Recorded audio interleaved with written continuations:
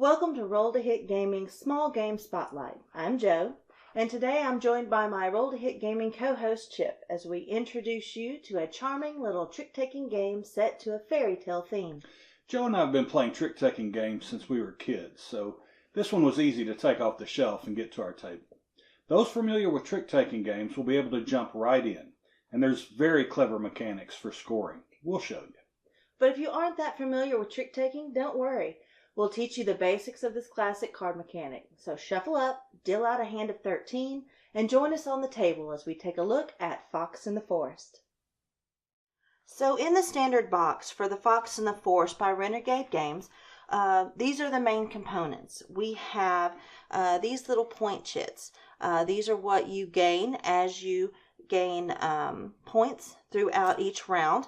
Also, there's a special power card which allows you to gain a victory point under a certain condition, and we'll show that. And gameplay goes to 21 points normally, or you can extend or reduce that depending on how fast you or long you want your game to go.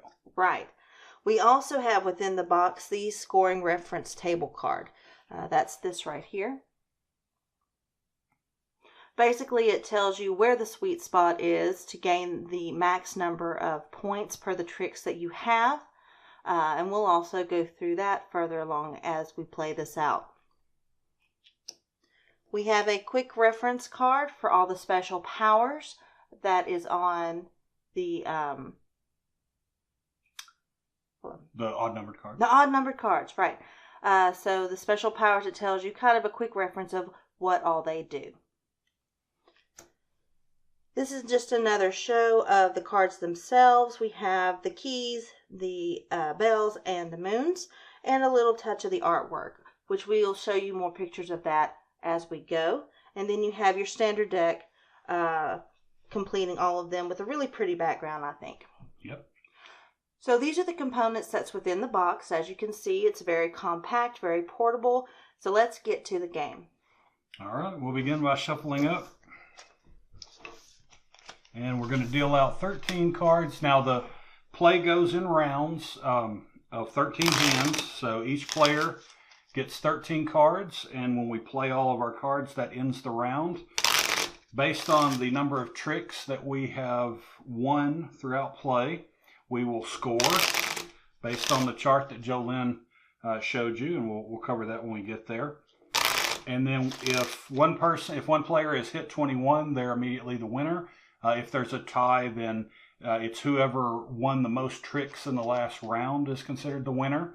Otherwise, we shuffle up, deal out 13, and play another round to gain more points. So we will begin with 13. We'll let our opponent cut the deck. There we go. All right, and we will deal out 13.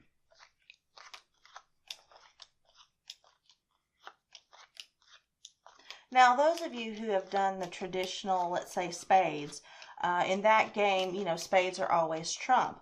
But in this game, after the 13 cards are distributed each, you flip the top card, and that becomes your trump. So in this case, it's going to be bells. Yep. So, all right, we'll take a minute to familiarize ourselves with our cards. And for those of you not familiar with trump-taking games or trick-taking games, as Jolynn said, the card you see there in the middle, the bell suit, is going to be what's known as the trump card. And that card has priority over all other cards. So normally a trick is won by having the highest card of the suit played. So for instance, if Jolynn were to lead off with a 5 of bells, I could play a 6 of bells or a 9 of bells or a 11 of bells to win that trick because I played it a higher number in that same suit. If I played a 4 of bells or a 3 of bells or a 1 of bells, I would lose the trick. Jolynn would win it and she would take both cards. If, however, I did not have any bells, I could play the trump card. Or if let's say she led a 6 of keys. Keys not being the trump suit, if I didn't have any keys, I could instead play a bell since the bell is currently the trump card. and no matter what the number of my bell is, I would win the trick because I played the trump card. So that's a little intro to trick taking games, if for those of you not familiar, and you'll see it as we start playing. So the non-dealer player will begin the trick, and so Jolynn will lead off with her first card. Okay, so let's see here. I think I will start out. I'm going to start out with the 11 of Moons. This is the Monarch card for the Moon suit, and it has a special power. Basically, when you lead with this, which I just did, if your opponent has moons, they must play either the 1 of Moon or the highest moon that they have. Okay. All right, and so I do happen to have the 1 of Moon, so I'll play that. Now, I still lose the trick because Jolynn has the highest number. The special power of the Swan, the 1 card that I played, is if I play this card and lose the trick, I lead the next trick. Normally, the winner of the trick gets to lead the next card. But in this case, my special power, I get to lead the trick, but Jolynn does win it. So since I won that trick, I'm going to put this over to the side.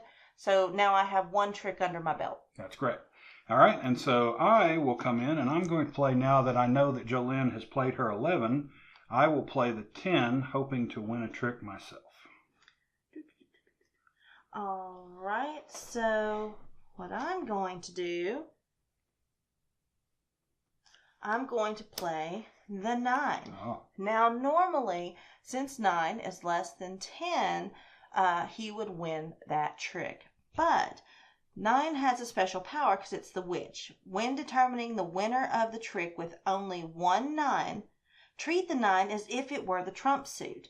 So we're pretending that this is now the trump suit, and I would... Oh, well, wait a minute. You would win.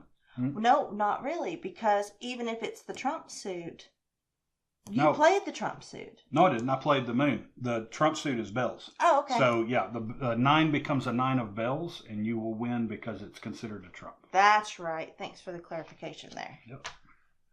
Okay, so Jolynn won that hand. She will lead the next, or that trick. All right, so what I am going to do is I'm going to play the 3, which is the fox. When you play this, you may exchange the decree card with a card from your hand. So what that means is I'm going to change what the trump card is. Mm-hmm. This goes into my hand, and I'm going to change the trump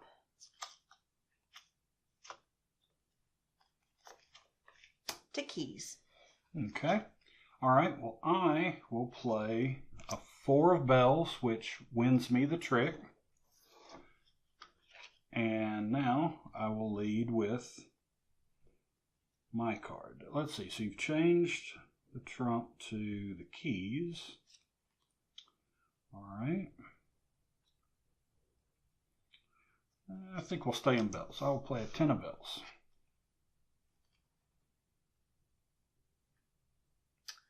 All right, so what I'm going to do is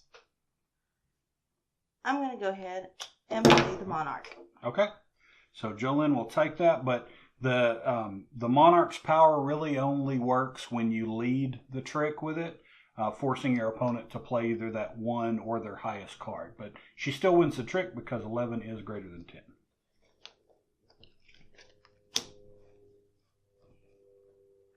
All right, so now let's play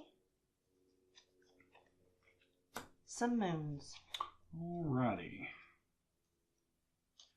All right, well, I think I will come right over that with a 7, and it also says after each trick, the winner receives 1 point for each 7 in the trick. So there was 1 7 in the trick. I will gain 1 point, and let's see where I can keep this, where y'all can still see it.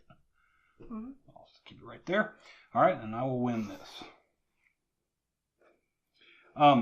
This is worded a little bit strangely, and I haven't done a lot of research. it says on the card, after each trick, the winner receives 1 point for each 7 in the trick. We've just been playing it where it's just in this hand, and that's how we're going to play it here. But if any of you have some clarifying information on more specifically how the 7 works, feel free to comment down below. Okay, having won that trick, I will lead, and let's try Jolene's strategy. I'm going to play the 11 of keys, so that'll force her to either play a 1 of key or her highest key in her hand. All right, so I'm going to end up having to play my fox, my 3. When you play this, I can exchange the decree card with a card in my hand. So even though he's going to win the trick, I am going to change the trump to, let's see here, let me grab this. And let's make it moons. Alrighty, and I will take this.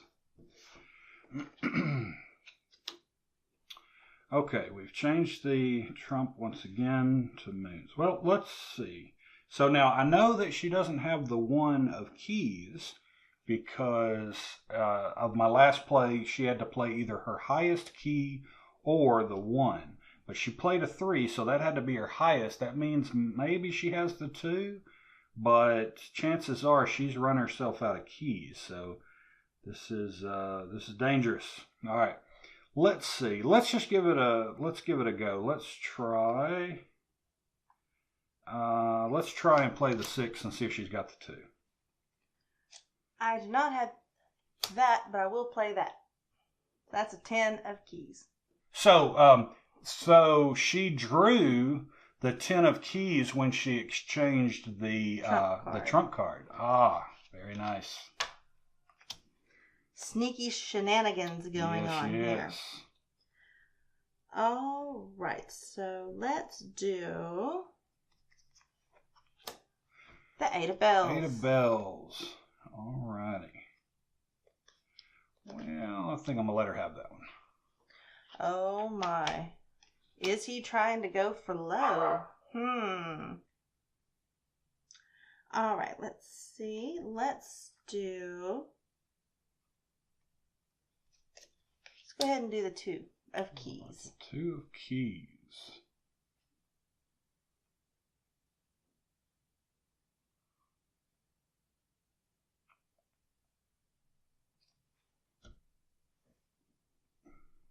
Okay, so I'm going to play the 5. Now the woodcutter, you haven't seen this one before. When somebody plays the woodcutter, when you play it, you draw 1 card from the deck, and then I discard 1 card from my hand to the bottom of the deck face down. So let's see. How about we'll discard this guy. Okay. All right, and I will win that trick. And let's play. Let's go ahead with the 5. And so the 5 of bells now, I will do the same thing. Draw 1, and I can discard from my hand. Let's discard this fella right here. Okay. All right, and Jolene will play. All right, well then I am going to play the witch, which is the 9 of bells, not using the special power. It's just bigger. Mm-hmm. Well, either way you will. Either way. Okay. All right, so then let's do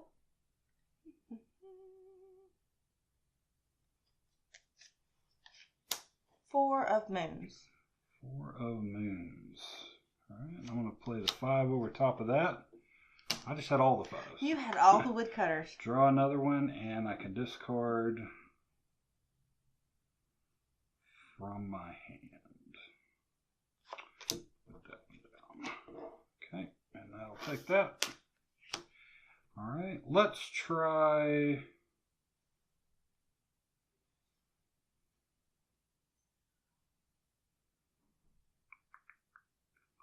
All right, let's try to lead with 7 of treasures.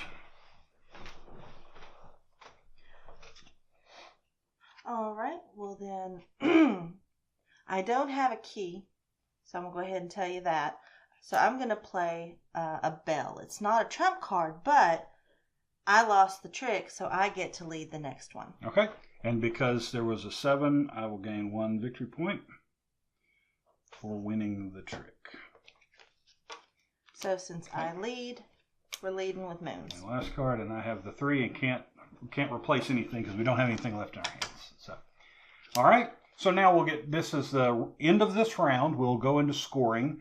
I have won 1, 2, 3, 4, 5, 6 tricks, which, looking at our summary reference, I will gain 3 points.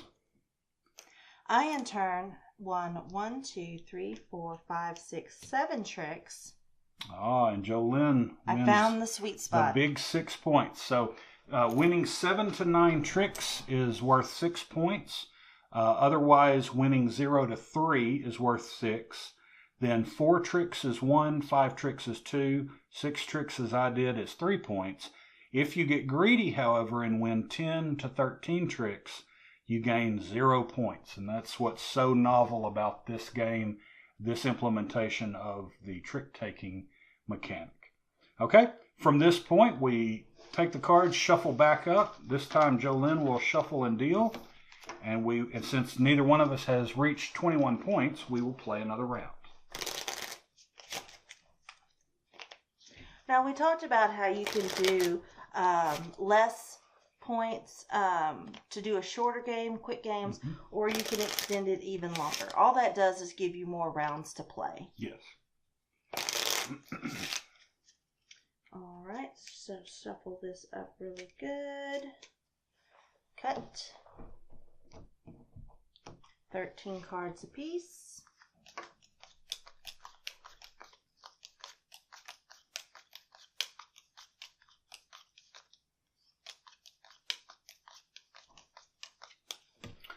Alrighty, and Joe being the dealer, I will lead.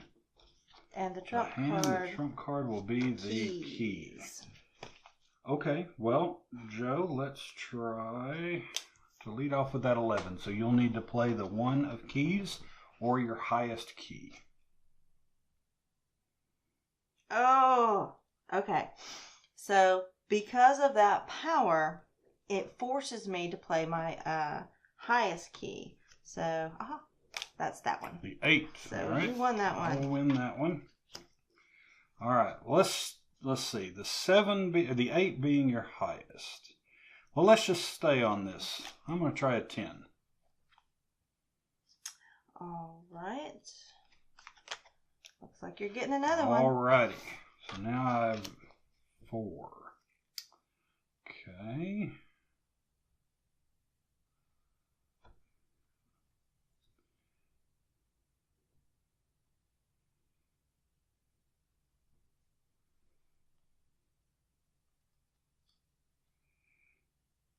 Okay, so let's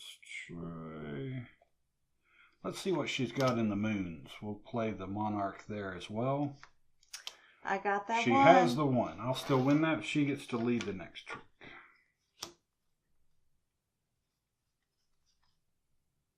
Alright, since you like playing with monarchs, I will do so in kind. Alrighty. My options are to play the 1 or the highest the bell. Highest. Do I get to choose, or do I have to play the 1 if I have to? Either. I can play either. Okay. So I'm going to try this. I don't know if this. I may be getting greedy, but I'm going to play the 9 of bells, which the special that is my highest. And so the special power there is that it is treated as if it were the trump card. So I will win this by playing the trump, and hopefully I'm not setting myself up to get 0 points at the end of the game. All right, so having won that, let's play the 10 of moons and see what Jolynn has on those.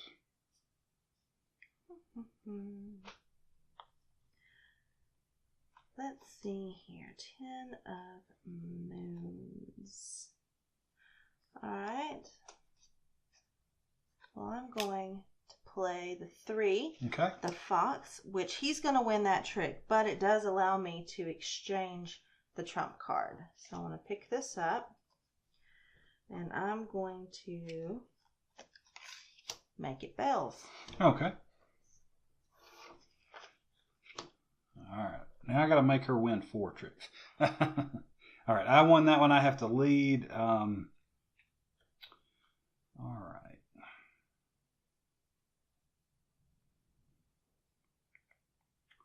Let's go ahead and I'll lead the 1 of bells, which if I lose this hand, I will still lead the next one. All right, so I am going to play the woodcutter on that. I do win the trick, but it allows me to draw a card and then put another one at the bottom of the deck. Now, since he lost that trick, he does get to lead the next one. Okay, and I will play the Swan of Keys. All right. Well, then I'll play the treasure. There we go. So I won that one, so that gives me a victory point. Yep. I won the trick, but he leads again. And I had a feeling you had that 7. I just didn't know how to fish it out of you. Okay, let's see.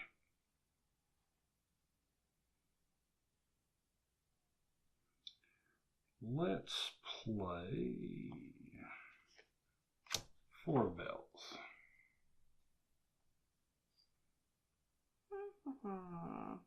4 of bells.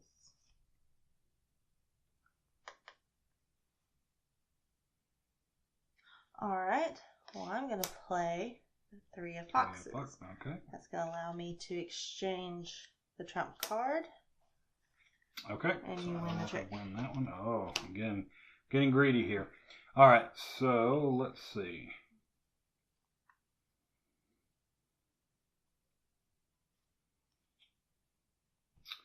Okay, I'm going to also play the 3 of keys, the fox, to allow me to take this and exchange it for, we'll make it the moons.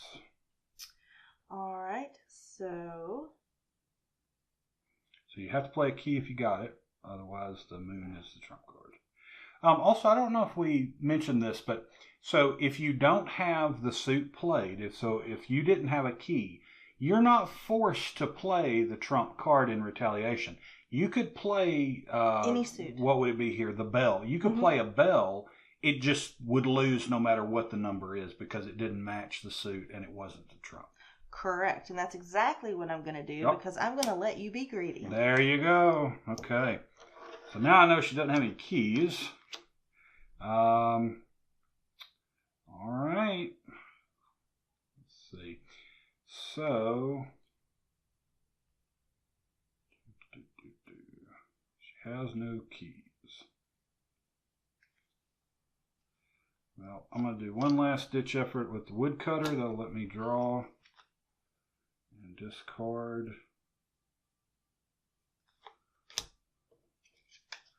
Yeah, it looks like I'm going to end up greedy. We'll see. All right. Okay, so well, he knew I didn't have any keys from the last place, so I'll go ahead and give him that bell. Okay. All right. Okay, so now we will see if she sets me or not. All right, so I have a little bit of leeway before I get low points, so I'm going to go ahead and take that trick. Okay, and a victory point for playing the 7. Point. Yep. So I lead the next one. So let's just go with that. And I'm not greedy because I don't have any more moons. Oh, so I need to grab that last one. And you'll take that last one too. Okay, the last one. Yay! All right. So I didn't end up with 0 points. All right, we're into a scoring phase once again. I have 1, 2, 3, 4, 5, 6, 7, 8. Sweet spot. I have hit the sweet spot for 6 points. I have 1, 2, 3, 4, 5, which gives me Joe an extra 2. An extra 2. So you cash in a 1 for a 3, or so here's my 2. Cash in those 3. Exchange for. There we go. All right, so we're at 9, 10, 11, and 9, 10. Close game. We will play another round. So as you can see, going from round to round, you accumulate points until you reach that 21. There's so many things that you have to think about when you're playing this game, and you have to change your strategy as you go. Like if you're going nil, where you're trying to get the least number of cards and let them go greedy, or if you're trying to grab as many cards as possible but let them have just enough to have the lower points. So there's a lot of strategy involved, changing out the trump card. It's really a fun game. Yes, it is. So we'll come back if you'll stick with us, and we will give you our final impressions of Fox in the Forest. So as you can see, the ebb and flow of the game is pretty simple, but here are some of the key points that really stood out to make the game unique. Let's start with the artwork. I really like the artwork. It's sort of whimsy, but soft, very fairy tale-like. On each of the odd-numbered cards, you have a unique representation of monarchs, witches, treasures, woodcutters, foxes, and swans, set to a background of autumn, winter, and night. The illustration is by Jennifer Meyer, and it is beautifully done. Another interesting thing is that the game has reduced the standard 4-suit deck down to 3, bells, keys, and moons. But these balance through the use of special powers for the odd-numbered cards, each suit having symmetrical sets of powers. But the jewel of this game is the unique scoring table, where you're looking for the sweet spot in terms of how many tricks you take and how many points you receive. Yeah, it really stood out for me that there's a fair amount of strategy in that as well. Going for max points is pretty difficult because you either have to go essentially nullo, winning no more than 3 tricks, or forcing your opponent to be greedy. But one wrong move, and you can very well set your opponent up to win all 6 points. As a fan of trick-taking games, I really enjoyed this one. It's a fresh take on the mechanic. The theme blends well without overdoing it. I give it a D12 plus 1 Vorpal. I completely agree with the D12. It's fun, it's portable, every game plays differently, and sometimes you have to change strategies in the middle of the game, which keeps it interesting. A special power could let you manipulate the game for that moment where the dynamics are constantly changing. We hope you enjoyed the small gaming spotlight. For more board game coverage, check out our other videos and the chat on our channel, and we'd love to have you subscribe. For Roll to Hit Gaming, I'm Joe. And I'm Chip. We'll see you next time.